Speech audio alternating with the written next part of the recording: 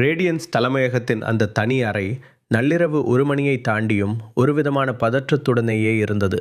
ஜன்னல் வழியே வீசிய குளிர்ந்த காற்று அங்கிருந்த மௌனத்தை இன்னும் அதிகப்படுத்தியது. கேசவன் தனது நாற்காலியில் அமர்ந்து ஹரிஷையே உற்று பார்த்து கொண்டிருந்தார். அவரது கண்களில் தெரிந்த தீர்க்கம் அவர் ஏதோ ஒரு பெரிய உண்மையை சுமந்து வந்திருப்பதை உணர்த்தியது. தயவு செஞ்சு நான் லேட்டாக வந்ததுக்கு என்னை மன்னிக்கணும் கேசவன் சார். இப்பதான் ரேடியன்ஸுக்கு வந்தேன் என்று ஹரிஷ் மரியாதையுடன் நுழைந்தான். கேசவன் சார் மெலிதாக புன்னகைத்து, மன்னிப்பெல்லாம் எதுக்கு ஹரிஷ், உனக்கும் என்ன மாதிரி வயசு இருக்கும்போது தூக்கம் வராமத்தான் முழிச்சிட்ருப்ப என்று கிண்டலாக பதிலளித்தார்.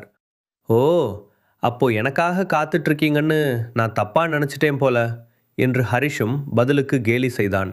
சிரிப்பு மறைந்து அறைக்குள் மீண்டும் ஒரு தீவிரமான சூழல் நிலவியது. ஹரிஷ் நேரடியாக விஷயத்திற்கு வந்தான். கேசவன் சார், நீங்கள் சும்மா பார்க்க வந்திருக்க மாட்டீங்க. மிரியட்ஸ் பற்றின ஏதாவது நியூஸா?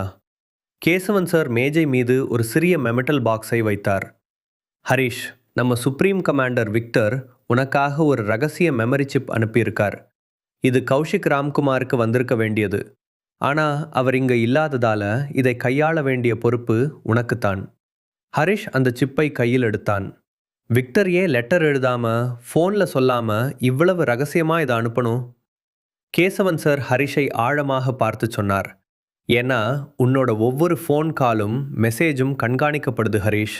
அதை விட முக்கியமான விஷயம், உன்னோட கடந்த காலத்தில் உனக்கே தெரியாத ஒரு ரகசியம் இருக்குது. கேசவன் ஏதோ ஒரு ரகசியத்தை சொல்ல எத்தனைத்த அந்த நொடியில் அறையின் வெப்பநிலை சட்டென குறைந்ததைப் போல ஹரிஷ் உணர்ந்தான். திடீரென சுவரில் இருந்த 80 இன்ச் LED திரை இரத்த சிவப்பு நிறத்தில் மின்னியது. எந்த ஒரு சிக்னலும் இன்றி அது தானாகவே இயங்க ஆரம்பித்தது. திரையில் முதலில் தெரிந்தது கருப்பு நிற புகை மூட்டம். அந்த புகையை விலக்கிக் கொண்டு ஒரு முகம் வெளிப்பட்டது. அது ஒரு மனித முகம் என்பதை விட ஒரு போர்க்களத்தின் வரைபடம் போல இருந்தது. இடது புருவத்திலிருந்து தாடை வரை நீண்டிருந்த அந்த ஆழமான தையல் வடு அவனது கடந்த கால கொடுமைகளை பறைசாற்றியது. அவனது கண்கள் சாதாரணமானவை அல்ல. அவை ஒரு வேட்டை நாயின் தீவிரத்தோடும் எரியும் தணலின் வெம்மையோடும் ஹரிஷை ஊடுருவின. அவன் தான் ருத்ரவீரன். உலக நாடுகளின் உளவுத்துறையாலேயே கண்டுபிடிக்க முடியாத த பிளாக் ஃபேண்டாம் என்ற நிழல் உலக அமைப்பின் சர்வாதிகாரி. ஹலோ ஹரிஷ். இல்லை, சப்ஜெக்ட் 7. அவனது குரல் ஸ்பீக்கர்களிலிருந்து வரவில்லை. அந்த அறையின் சுவர்களிலிருந்தே எதிரொலிப்பதைப் போல ஒருவிதமான பேஸ் சத்தத்துடன் கேட்டது. அந்த சிரிப்பு மேஜை மீது இருந்த தண்ணீர் கிளாஸை லேசாக அதிர வைத்தது. ஹரிஷ் இருக்கையிலிருந்து சட்டென எழுந்து நின்றான்.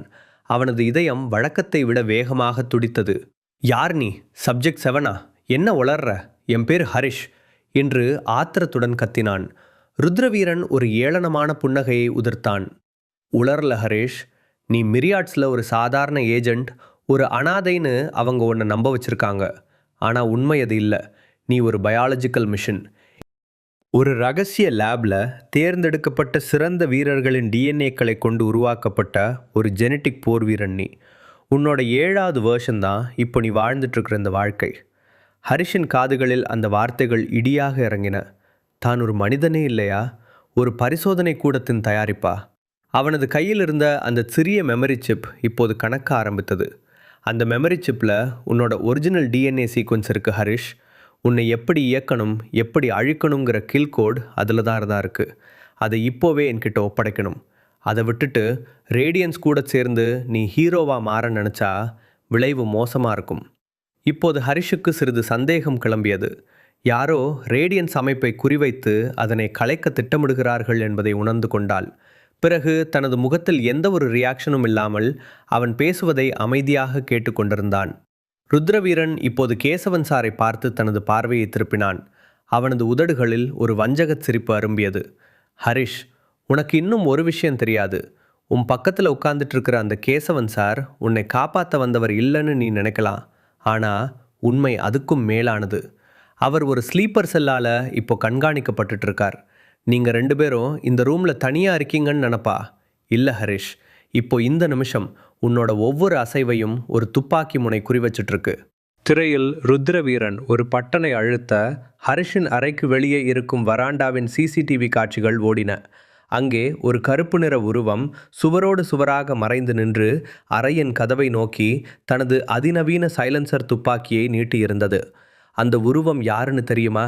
அவன் பேரு த ஷேடோ. அவன் மோகன் குடும்பத்து ஆளோ இல்லை பினாக்களோ கிடையாது. அவன் என்னோட நேரடி ஏஜெண்ட். கேசவனை மிரட்டி தான் நான் இங்கே வர வச்சேன். உன்னை உயிரோட எங்ககிட்ட கொண்டு வந்து சேர்க்கறதுக்காக கேசவனையே பகடை காயா நான் பயன்படுத்திட்டு இருக்கேன். அவர் உனக்கு துரோகம் பண்ணலை ஹரிஷ். ஆனால் அவரோட ஒவ்வொரு மூச்சும் இப்போ என் கையில் தான் இருக்கு.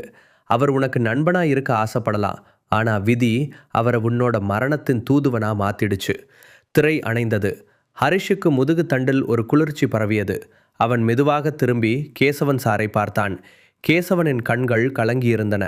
அவரது சட்டைக்கு அடியில் ஒரு சிறிய சிவப்பு நிற லேசர் புள்ளி அசைந்தபடி இருந்தது. யாரோ ஒருவன் ஜன்னலுக்கு வெளியிலிருந்து அவரை துல்லியமாக குறிவைத்திருப்பது ஹரிஷுக்கு புரிந்தது. ஹரிஷ், நான் சொல்ல நினைச்சது இதுதான்.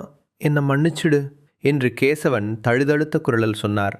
அறைக்குள்ளிருந்த நிசப்தத்தை உடைத்து கொண்டு ஜன்னல் கண்ணாடியின் ஓரத்தில் ஒரு மெல்லிய உரசல் சத்தம் கேட்டது. யாரோ ஒருவன் மிக நெருக்கத்தில் ஜன்னலுக்கு வெளியே தொங்கிக் கொண்டு இவர்களை கண்காணித்து கொண்டிருக்கிறான். ஹரிஷுக்கு புரிந்தது. வேட்டை ஏற்கனவே தொடங்கிவிட்டது. தான் மட்டும் ஆபத்தில் இல்லை, தன்னை தேடி வந்த கேசவனும் ஒரு மரணப்பொறியில் சிக்கியிருக்கிறார். சார், அவன் சொல்றது உண்மையா? அவ யாரு? ஹரிஷின் குரல் கம்மியது. அந்த அறையின் கதவு இப்போது வெளியே இருந்து பூட்டப்படும் சத்தம் கேட்டது. ஹரிஷுக்கு புரிந்தது. அவன் ஒரு மிகப்பெரிய வலையில் சிக்கியிருக்கிறான். அர்ஜுன் வெளியே துப்பாக்கியுடன் காத்து கொண்டிருக்கிறான். உள்ளே கேசவன் ஒரு மர்மமான அமைதியுடன் இருக்கிறார். அவரது கைகள் மெதுவாக தனது கோட் பாக்கெட்டிற்குள் சென்றன. ஹரிஷ், நான் உன்கிட்ட உண்மையை சொல்லணும்னு நினச்சேன். ஆனால் காலம் கடந்துடுச்சு. மீரியட் சொன்ன வெறும் மெஷினாக தான் பார்த்தாங்க. ஆனால் நான் உன்னை ஒரு மகனாக பார்த்தேன். அதனால தான் அந்த சிப்பை உன்கிட்ட கொண்டு வந்தேன். ரேடியன்ஸ் தலைமையகம் என்பது வெளியாட்கள் நுழைய முடியாத ஒரு இரும்பு கோட்டை. ஆனால் அந்த நள்ளிரவில் கட்டிடத்தின் வென்டிலேஷன் டாக்ஸ் வழியாக ஒரு நிழல் சத்தமில்லாமல் நகர்ந்தது. அவன் பெயர் அர்ஜுன். ரேடியன்ஸின் செக்யூரிட்டி சாஃப்ட்வேர் வடிவமைத்த குழுவில் ஒருவனாக இருந்தவன் என்பதால் லேசர் சென்சார்களை எப்போது எப்படி முடக்க வேண்டும் என்பது அவனுக்கு அத்தப்படியாக தெரிந்திருந்தது. மெயின் கண்ட்ரோல் ரூமின் சிக்னல்களை ஜாம் செய்துவிட்டு கேசவனும் ஹரிஷும் பேசிக்கொண்டிருந்த அந்த ரகசிய அறையின் பின்வாசல் வழியாக அவன் உள்ளே நுழைந்தான். திடீரென அறையின் கதவு தானாக திறந்து மூடியது. ஹரிஷும் கேசவனும் திடுக்கிட்டு திரும்பினர்.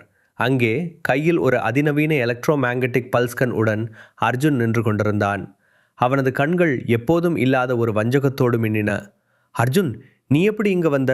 செக்யூரிட்டி அலாரம் ஏன் அடிக்கல? ஹரிஷ் அதிர்ச்சியுடன் கத்தினான். அர்ஜுன் கேலியாக சிரித்தான். ஹரிஷ் சார், இந்த ரேடியன்ஸோட செக்யூரிட்டி கோட்ஸை எழுதுனதே நான் தான்.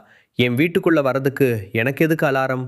நான் 1 வருஷமாக இங்கே வேலை செஞ்சதே இந்த ஒரு தருணத்துக்காகத்தான். முழு கதையையும் கேட்டு மகிழ பாக்கெட் FM ஏபி டவுன்லோட் செய்யுங்கள்.